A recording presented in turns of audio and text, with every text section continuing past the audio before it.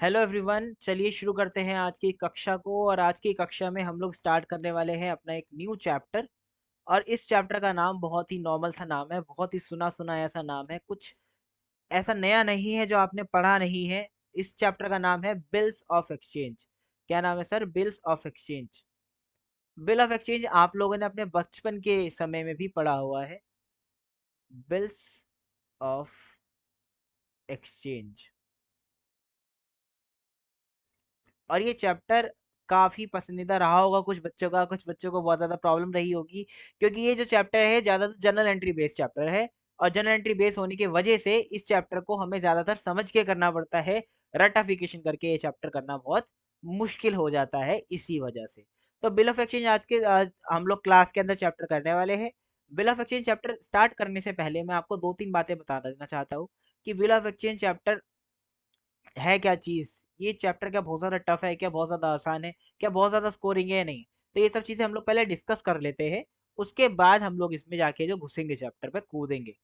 तो chapter basically बहुत आसान है। चैप्टर में कुछ टफनेस नहीं है एज सच। चैप्टर आपका टफ नहीं है बेसिकली। चैप्टर बहुत ईजी है। चैप्टर ईजी इसलिए है क्योंकि चैप्टर का जो वेटेज है, जो एग्जाम में आपके पूछा जाएगा, उसके कंपैरिजन में ये चैप्टर कुछ आसान है। ठीक है?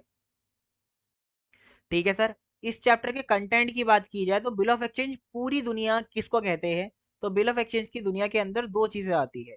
एक अपने आप में बिल ऑफ एक्सचेंज,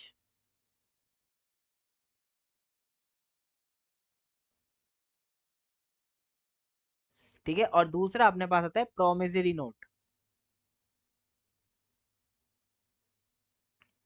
तो ये दो कंटेंट इस चैप्टर के अंदर रहते हैं, प्रोमिसरी नोट और बिल ऑफ एक्सचेंज। ठीक है, बिल्स ऑफ एक्सचेंज के अंदर दो पार्ट है, अपना bills of exchange and promissory note.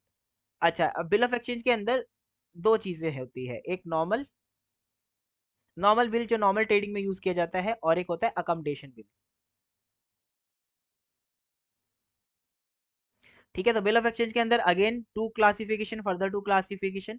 और इसमें नॉर्मल ट्रेडिंग में और एक अकोमोडेशन बिल, दो बिल्स आते हैं। और ये दोनों के अंदर, इन दोनों के अंदर अपन के पास क्या आता है?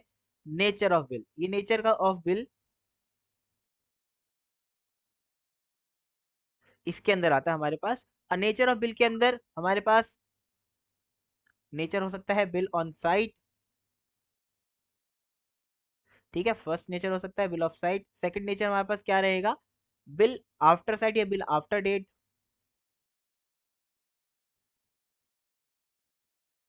और थर्ड रहने वाला है बिल ऑन डिमांड।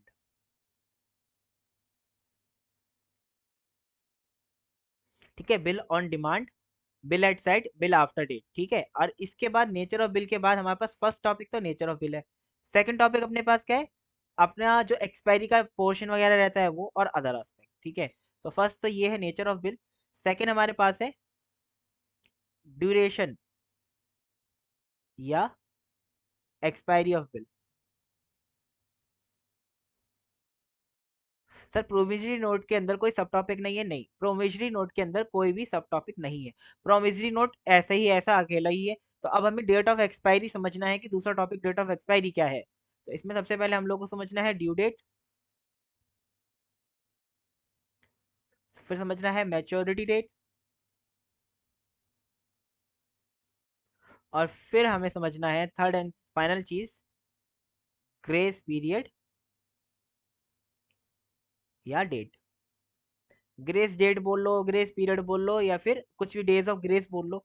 इसके अलावा कुछ मिसलिनियस टॉपिक हैं, कुछ मिसलिनियस टॉपिक है हम लोगों के पास, मिस्क टॉपिक्स। ठीक है, जो हमें यहाँ पे सीख रहे हैं। कुछ मिसलिनियस टॉपिक भी हमारे पास है यहाँ पे। ऑब्वियसली ये भी हमको सीखने हैं। इसके अंदर सबसे पहले ऐसे केस आते हैं जो स्पेशल भी बोल सकते हो, नॉर्मल भी बोल सकते हो। ठीक है, तो सबसे पहले अपने पास आता है डिसऑनर ऑफ बिल। पहला डिसऑनर। ठीक है, सेकंड अपने पास क्या आएगा? रिन्यूअल। ठीक है, डिसऑनर हो गया, रिन्यूअल हो गया, रिटायरमेंट।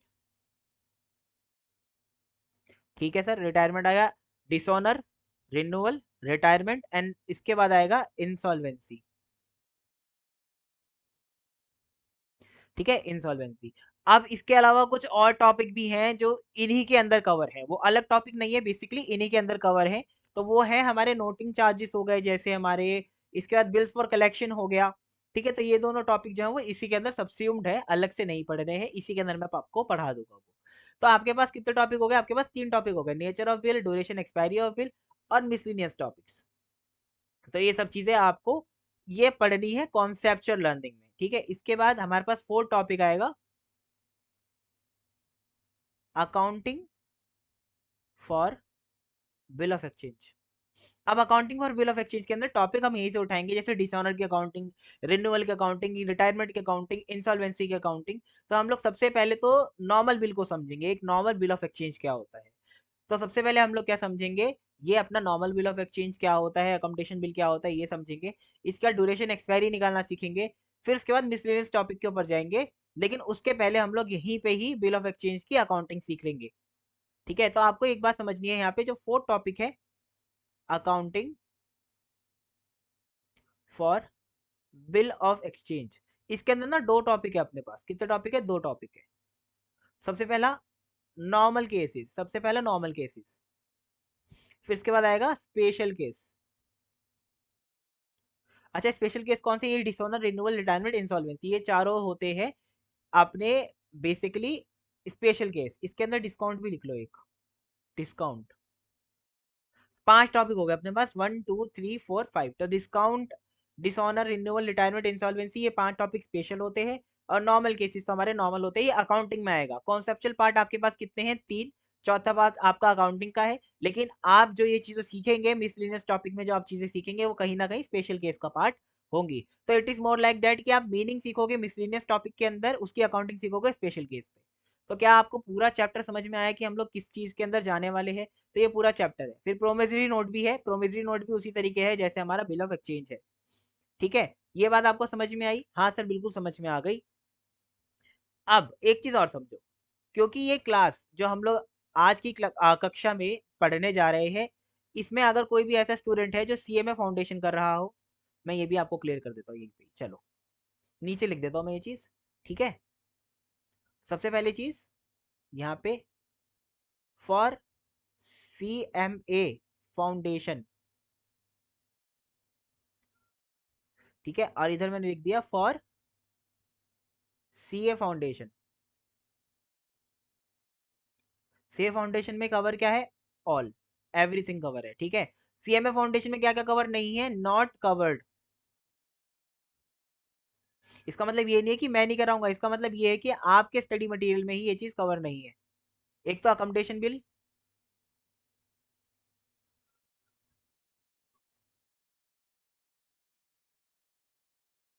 अकोमोडेशन कवर नहीं है, और दूसरा इंसॉल्वेंसी कवर नहीं है।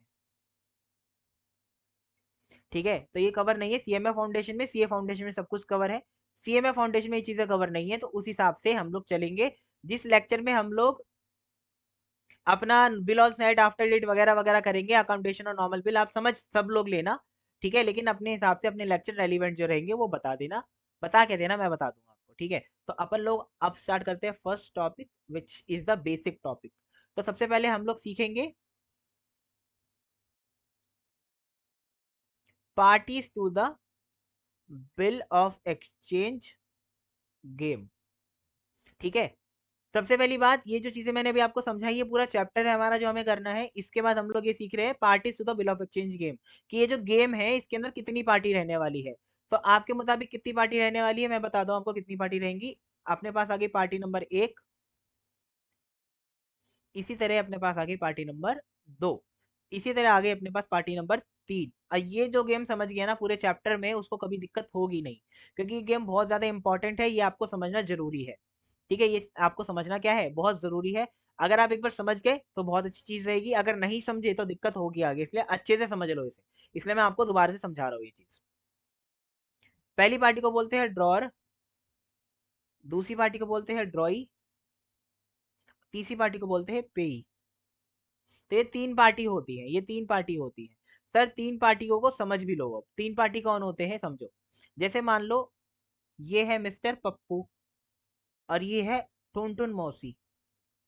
ठीक है, ये टुनटुन मौसी है। तो ये टुनटुन मौसी है, इन्होंने मिस्टर पप्पू को, सब लोग जानते हो मिस्टर टुनटुन मिस्टर टुनटुन मौसी कह रहा हूँ, टुनटुन मौसी किस में डील करती हैं, टुनटुन मौसी डील करती है हमारी लड्डूज में। ओके, तो ड्रॉर जो है और ड्रॉई है वो अभी समझते हैं, पहले ये समझो टुनटुन मौसी और पप्पू का क्या सीन है। तो जो टुनटुन है उसने मिस्टर पप्पू को सप्लाई किया, सप्लाई आप अभी नहीं समझ पाओगे, ये थोड़ा जीएसटी में मैं चला गया, जीएसटी की क्लास अभी भी खत्म हुई है तो उसी का ही वो रह रहा है।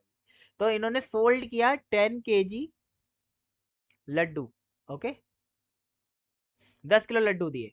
अब इन्होंने 10 किलो लड्डू दिए, तो इससे इनने क्या मांगे होंगे, पैसे मांगे रहे होंगे, क्योंकि टुनटुन मौसी फ्री में तो काम करेगी नहीं। तो इसने बोला कि आई डोंट हैव मनी। तो इसने क्या बोला, आई डोंट हैव मनी। तो मैं आपको एक चीज और समझा दूं कि टुनटुन मौसी ना पहले अपने यहाँ पढ़ने आया करती थी, अपने इंस्टीट्यूट में पढ़ने आया करती थी टुनटुन मौसी। तो मैं एग्जाम्पल ना थोड़ा नीचे घुमा लेता हूँ, एग्जाम्पल अपन थोड़ा नीचे घुमा लेते हैं, एग्जाम्पल नीचे ले लेते हैं थोड़ा, क्योंकि ऊपर एग्जाम्पल टुनटुन मौसी वाला समझने के लिए अपन लोगों को जगह चाहिए। ठीक है, तू भी आजा भाई, तू क्यों रुका है यहाँ पे, तू क्यों रुका है यहाँ पे, तू भी नीचे चल। ओके, अब समझो, यहाँ पे स्क्रीन विजिबल है ना सभी को, कुछ चीज कट तो नहीं रही, नहीं सर मौसी कट रहा है बस थोड़ा सा, हाँ अभी बराबर है, हाँ सर अभी बराबर। देखो, मैं क्या करता हूँ, थोड़े से ना बाल भी इनके लाल कर देता हूँ, इनके लाल बाल है, ठीक है।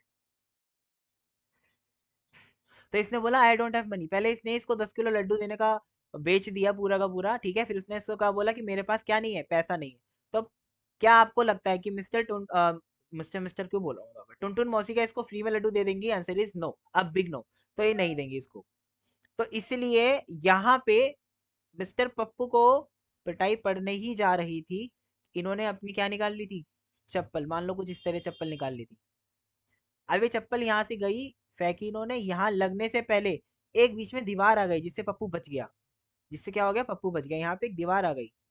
ये इन्होंने चप्पल फेंकी यहाँ से 130 किलोमीटर पर आवर की स्पीड से, बट ये यहाँ पे एक दीवार आ गई, और इसको क्या बोला गया, बिल ऑफ एक्सचेंज।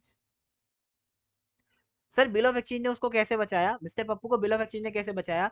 ऐसा होता है, अगर you do not have funds, if you are running out of the fund, तो you can sign bill of exchange. Bill of exchange is an agreement, what agreement, ये क्या है, एक अग्रीमेंट है। सर अग्रीमेंट किस चीज का है, अग्रीमेंट इस चीज का है कि आप पैसे दोगे, अग्रीमेंट या कॉन्ट्रैक्ट कुछ भी मान लो, इट इज अ कॉन्ट्रैक्ट और agreement you can say between two parties, first party and second party, okay, for what, for future consideration।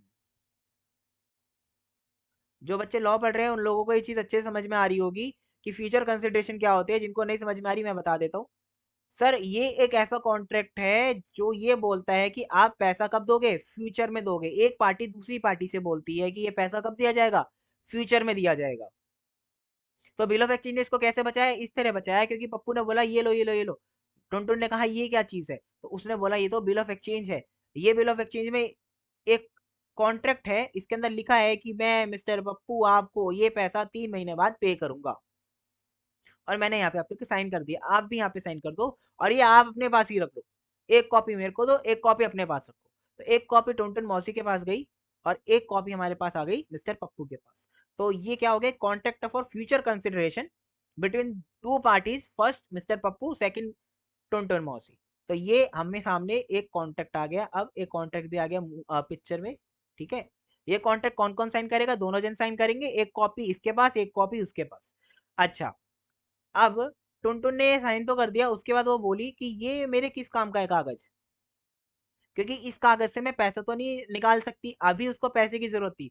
तो पप्पू ने बोला नहीं नहीं नहीं, ये तुम कर सकते हो, इसका एक टर्म होता है डिस्काउंट।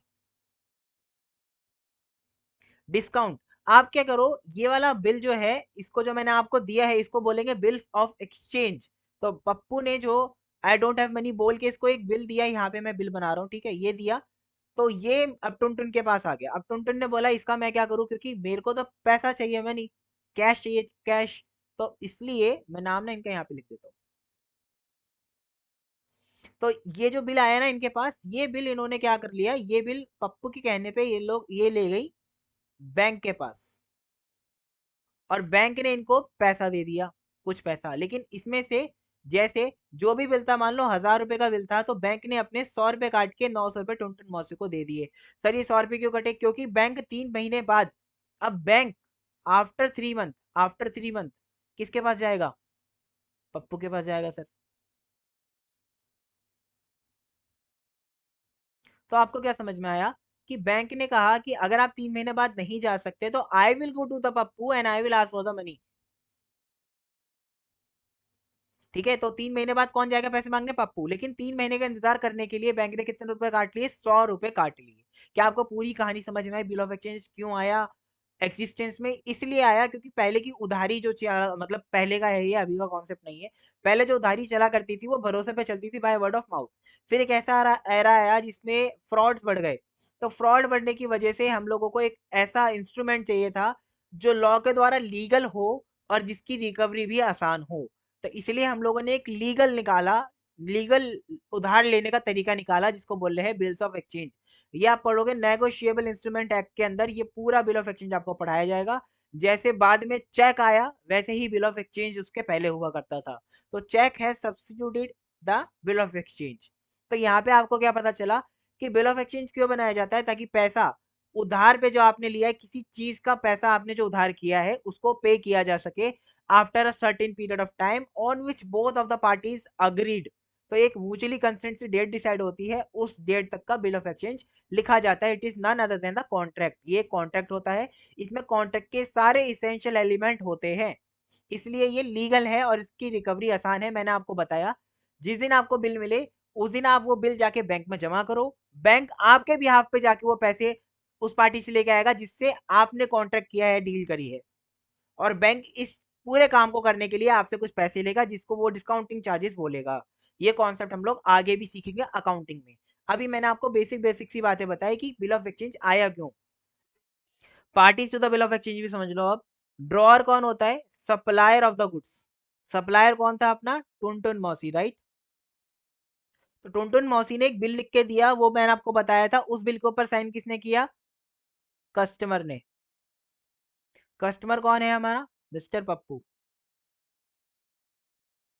ठीक है, तो अगर 3 महीने का बिल था मान लो फॉर एन एग्जाम्पल, तो 3 महीने बाद ड्रॉय के पास, आफ्टर 3 मंथ, 3 मंथ के बाद ड्रॉय के पास गए टुनटुन मौसी पैसा मांगने, और ड्रॉय ने पैसा पे कर दिया,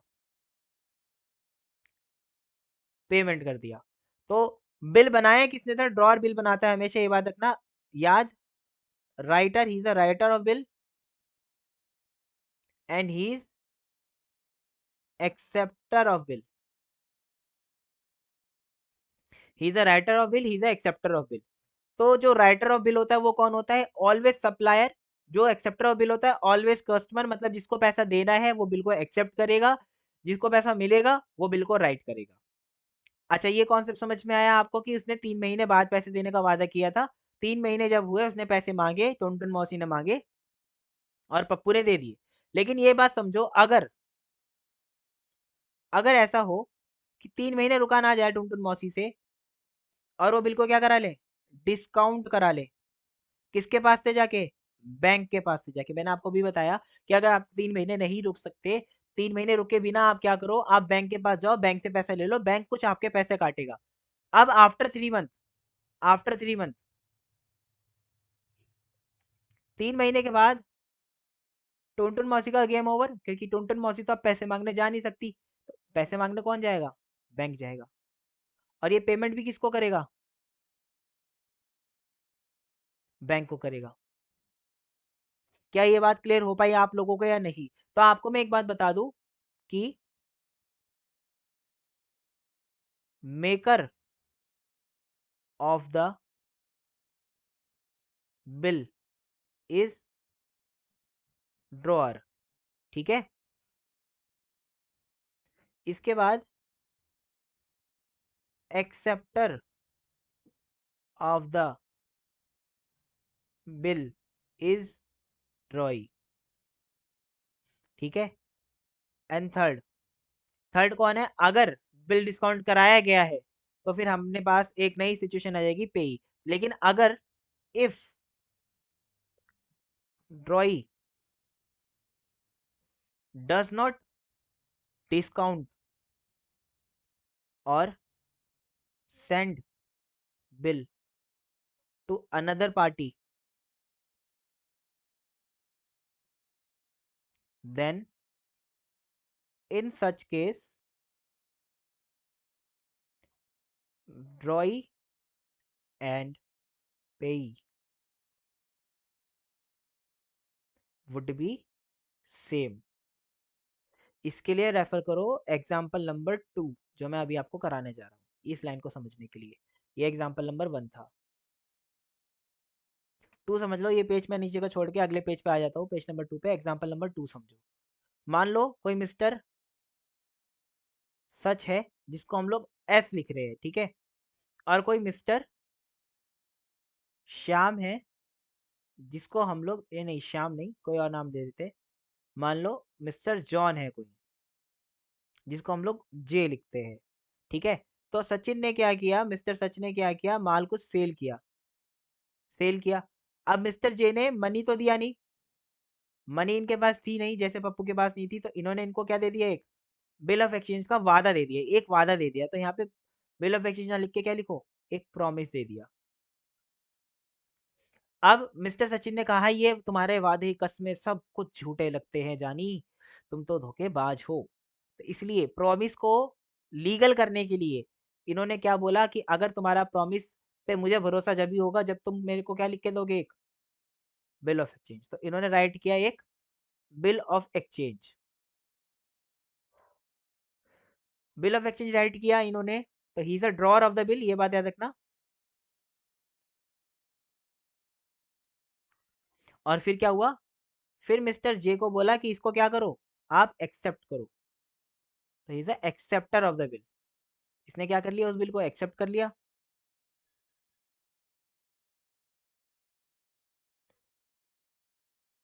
ठीक है, इतना समझ में है? हाँ सर। अब बोला ये क्या था कि ये बिल जो बन रहा है वो 6 महीने के लिए बन रहा है। कितने महीने के लिए? 6 महीने के लिए। इस बिल में क्या लिखा था, इस बिल ऑफ एक्सचेंज में क्या लिखा था, इस बिल ऑफ एक्सचेंज में लिखा था मिस्टर जॉन वुड पे ₹10,000 मान लो आफ्टर 6 मंथ्स। ये छोटी सी लाइन इस बिल के अंदर लिखी हुई थी। तो जब 6 महीने हो गए, ठीक है, ये तो उस दिन की बात है जिस दिन सेल हुई। तो आपको पता चल गया he is the writer of the bill and he is the acceptor of the bill. तो मिस्टर जॉन को हम लोग क्या बोल रहे हैं, मिस्टर जॉन को हम लोग यहाँ पे मैं अलग कलर से लिख देता हूँ उनके नाम। मिस्टर सचिन जो है he is a drawer of the bill and he is a ड्रॉई of the bill. Clear हुआ यहाँ तक? हाँ सर, यहाँ तक बिल्कुल क्लियर है। अब इसके बाद जब 6 महीने बीतने से पहले ही मान लो सचिन को पैसों की जरूरत पड़ गई, तो सचिन गया अपने किसी फ्रेंड के पास जिसका नाम था मान लो राहुल। क्या नाम था? राहुल। अब राहुल से इन्होंने कहा कि मुझे कुछ पैसों की जरूरत है, ठीक है। तो मैं राहुल को इधर बनाता हूँ।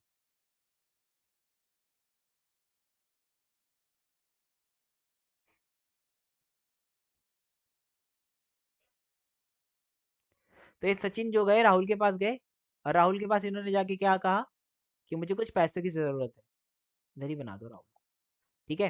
तो राहुल ने बोला कि यार मेरे पास पैसे तो है नहीं अभी, बट मैं ट्राई करता हूँ। फिर उन्होंने ट्राई किया राहुल ने, और राहुल को पैसे मिल गए कहीं से। तो उसने सचिन को देने के लिए जुगाड़ बैठा लिया पैसों का। तो सचिन ने क्या किया, सचिन ने बोला यार तू मेरा बिल ऑफ एक्सचेंज मेरे पास एक है, कितने रुपए का? 10,000 रुपए का मेरे पास बिल ऑफ एक्सचेंज है, मैं वो तुझे दे देता हूँ। तू ऐसा कर, मेरे को इसके बदले तू 9500 रुपीज दे दे, 500 रुपये तू अपने काट ले।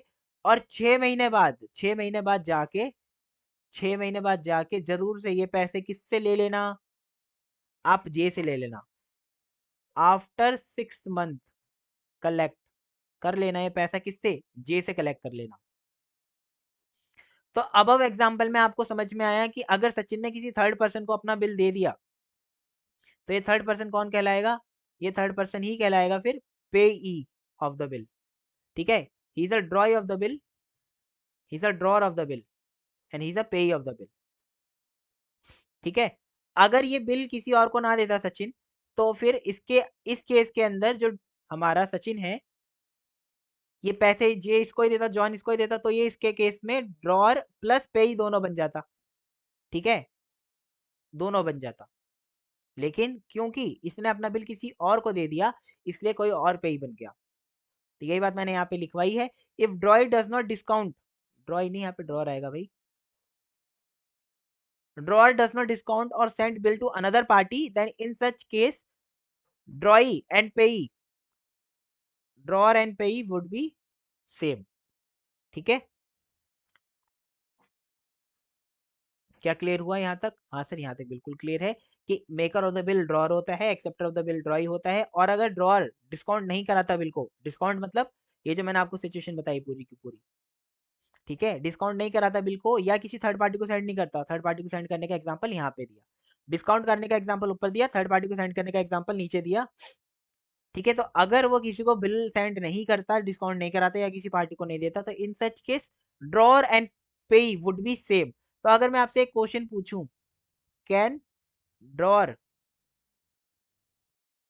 एंड पेई बी सेम, क्या ये दोनों सेम हो सकते हैं?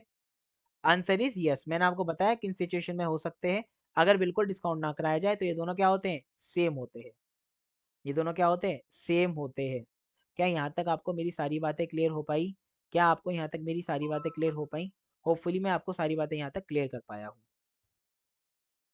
ठीक है, अब बिल ऑफ एक्सचेंज के फीचर्स क्या क्या होते हैं ये भी हम लोग डिस्कस कर लेते हैं। वैसे इतना इंपॉर्टेंट है नहीं, एग्जाम पॉइंट ऑफ व्यू से इंपॉर्टेंट नहीं है, बट एक बार मैं बस डिस्कस करना चाहता हूँ आपके साथ में ये चीज़। तो मेरा बिल ऑफ एक्सचेंज जो है उसके फीचर्स क्या क्या होते हैं? पहली बात तो बिल ऑफ एक्सचेंज क्या होता है? It must be in writing. मतलब अगर कोई ऐसे बोलता है मैं 3 महीने बाद पैसे दे दूंगा, तो उसको बोलो तुम्हारे सारे कस्में सारे वादे क्या हैं? झूठे हैं, और इसको लिखत में दो। जब लिखत में दोगे जब ही माना जाएगा। It must contain order to पे।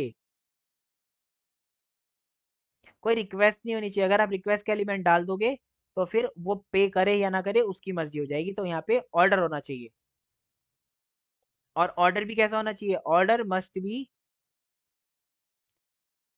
अनकंडीशनल। मतलब ये नहीं होना चाहिए बाद में कि यार मैं दूंगा तो सही, लेकिन जब आप मेरे को ये काम करके दोगे जब नहीं, ऐसा नहीं होना चाहिए।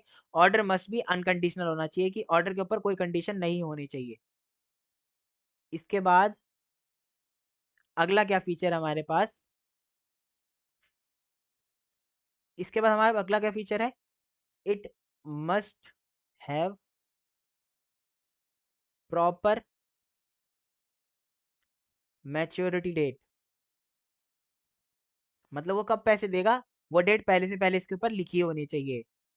It must be accepted by ड्रॉई। ठीक है, ड्रॉई के द्वारा एक्सेप्ट करा होना जरूरी है ये। अगर ड्रॉई से एक्सेप्ट नहीं करेगा तो फिर तो इसका कोई रेलिवेंस ही नहीं है। इसके बाद और क्या फीचर हो सकते हैं इसके? ये फीचर आपको याद नहीं करना, बस मेरे साथ साथ पढ़ लेना है। Amount of bill must be specified. ठीक है, amount of bill must be specified. समझ में आई आपको? It must be duly signed. Duly signed कौन करेगा? दोनों पार्टी, ड्रॉअर और ड्रॉई दोनों पार्टी इसको क्या करेंगी? साइन करेंगी। It must be stamped.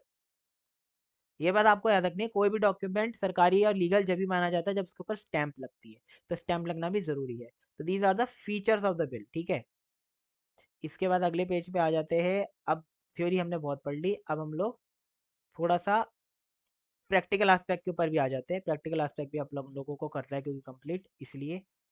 ठीक है, अब देखो दो तरीके के बिल होते हैं, बिल ऑफ एक्सचेंज दो तरीके के होते हैं।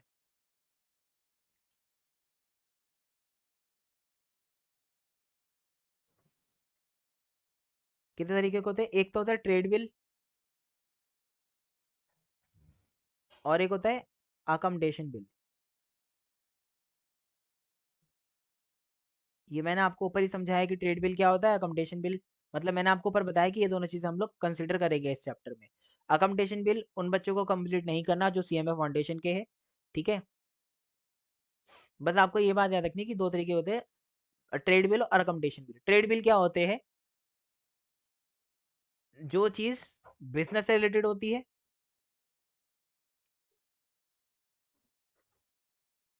बिजनेस रिलेटेड एप्लीकेशन, मतलब अगर आप बिल ऑफ एक्सचेंज का यूज़ बिजनेस में करते हो तो उसको ट्रेड बिल बोलते हैं। और अकमडेशन बिल कब बोलते हैं सर फिर? अकमडेशन बिल म्यूचुअल हेल्प के लिए होते हैं, ठीक है, म्यूचुअल हेल्प एप्लीकेशन। एक एक एग्जांपल समझ लो दोनों चीज़ों का, ठीक है। एग्जांपल सीएमए फाउंडेशन वाले बच्चे भी समझेंगे, पता उनको भी होना चाहिए, ठीक है। बस उसके न्यूमेरिकल क्वेश्चन तुम मत करना, न्यूमेरिकल क्वेश्चन सिर्फ सीए फाउंडेशन वाले बच्चे ही करेंगे। जैसे मान लो mister A supplier of goods sold goods worth rupees 50,000 to mister C. Mister C has accepted a bill of exchange for the same for a period of 3 months। अब इस केस में मिस्टर ए मिस्टर सी को नहीं जानता, mister सी एक customer है, mister A एक supplier है, तो इसलिए इस सोल्यूशन में हम लोग लिखेंगे this is a trade bill, ठीक है।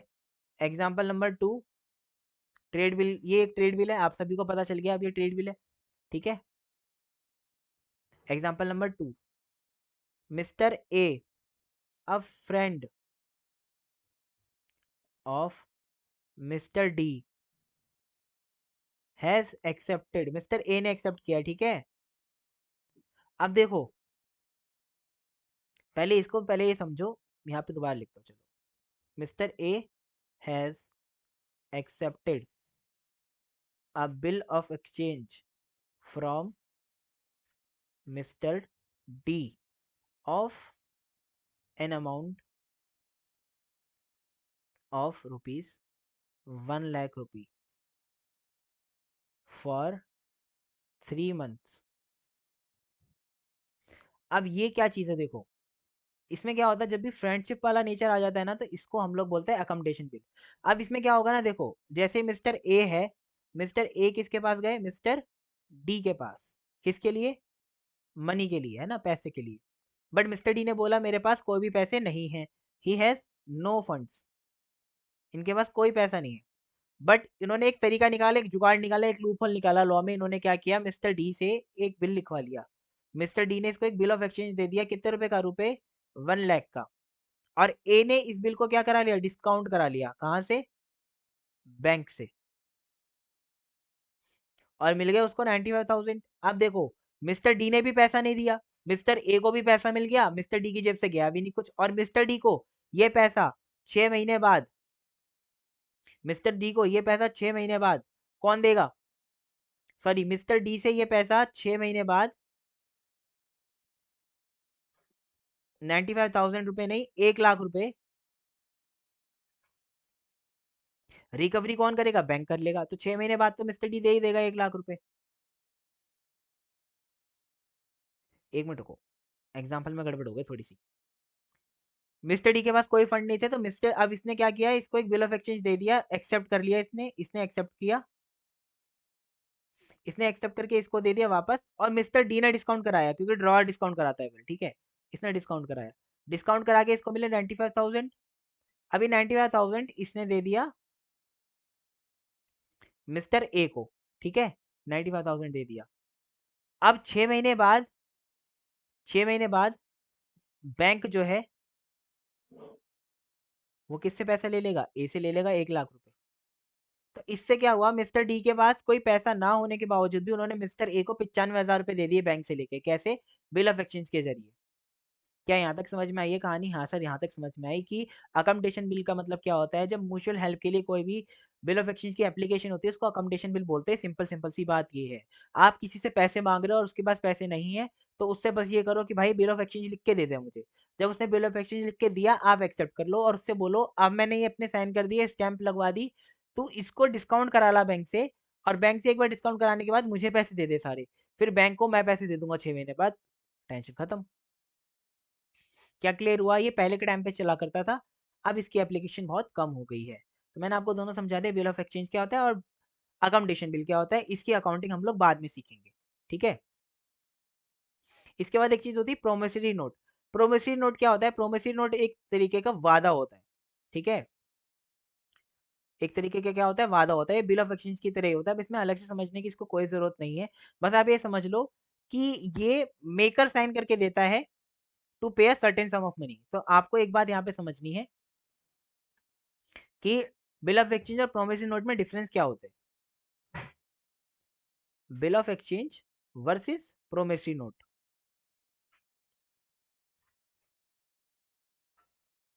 जैसे बिल ऑफ एक्सचेंज के अंदर बिल बनाता कौन है? सेलर, जिसको पैसे लेने होते हैं वो बनाता है ना।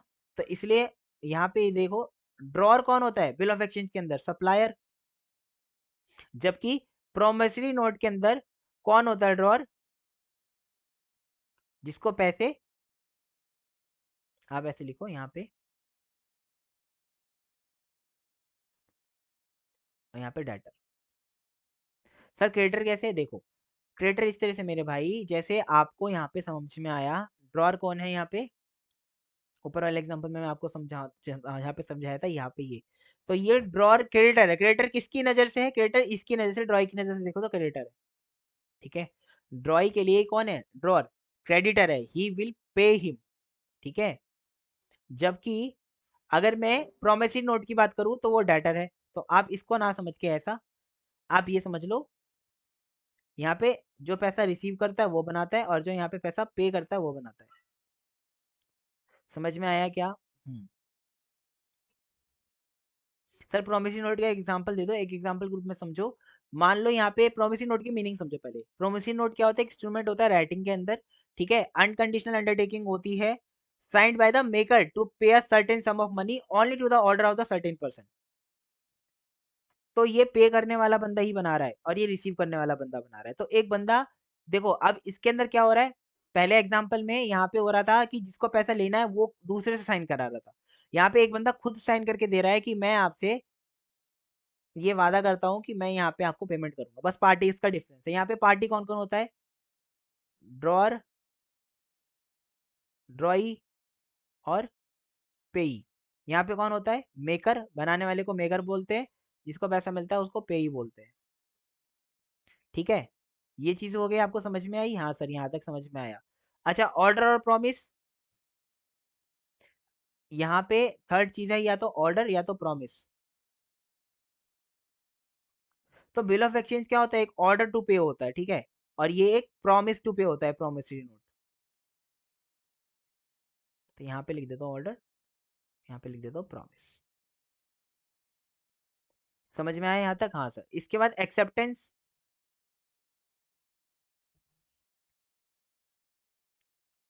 Only valid if accepted by ड्रॉई। जब तक ड्रॉई एक्सेप्ट नहीं करता तो आप बना के रख लो कितने भी, कोई फायदा नहीं है उसका। लेकिन यहाँ पे क्या है? Valid if, valid even if पेई डज नॉट साइन। भाई पेई के साइन की जरूरत ही नहीं है प्रोमिसरी नोट के अंदर। तो प्रोमिसरी नोट के अंदर कुछ भी साइन की जरूरत नहीं है, ठीक है। इसके बाद लाइबिलिटी।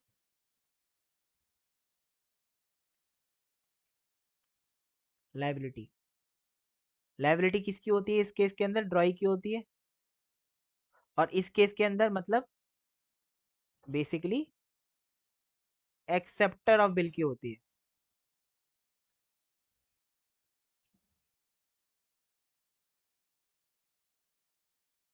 और इस केस के अंदर राइटर ऑफ प्रोमिसरी नोट की होती है। क्लियर हो गया यहाँ तक? तो मैंने आपको डिफरेंस भी करा दिया। देखो मैं आपको हर एक चीज कवर कराता हुआ चल रहा हूँ, ठीक है। ये सब चीजें आपको वैसे इतनी ज़्यादा इम्पोर्टेंट मतलब लगेंगी नहीं अभी, क्योंकि हम लोग थ्योरेटिकली पढ़ रहे हैं ना। जब हम लोग इसमें और चैप्टर में आगे बढ़ेंगे तो मैं आपको और भी चीज़ें कराऊंगा।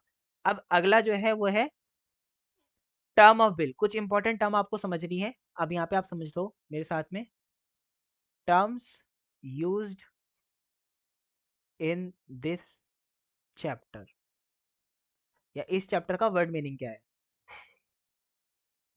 तो फर्स्ट चीज़ है अपने पास टर्म ऑफ बिल। बिल का टर्म क्या होता है? इस शब्द का मतलब क्या है? Period of bill. जो भी बिल का पीरियड है वही इसका टर्म है, ठीक है। इसके बाद एक टर्म होता है due date, date on which the bill of exchange ceases to exist. जिस दिन ये खत्म होता है उस दिन उसकी ड्यू डेट होती है बिल ऑफ एक्सचेंज की, ठीक है। इसके बाद ये निकालना हमें सीखना ड्यू डेट अभी, ठीक है। इसके बाद डेज ऑफ ग्रेस, ये क्या होता है?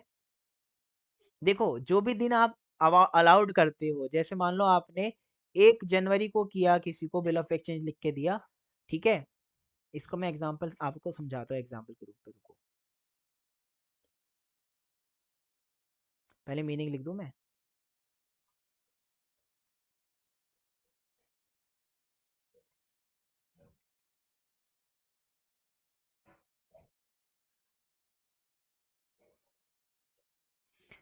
ड्यू डेट के बाद आपके 3 दिन अलाउ किया जाता है, उसको डेज ऑफ ग्रेस बोला जाता है। एग्जाम्पल के रूप में समझो। एग्जाम्पल 3, मिस्टर सच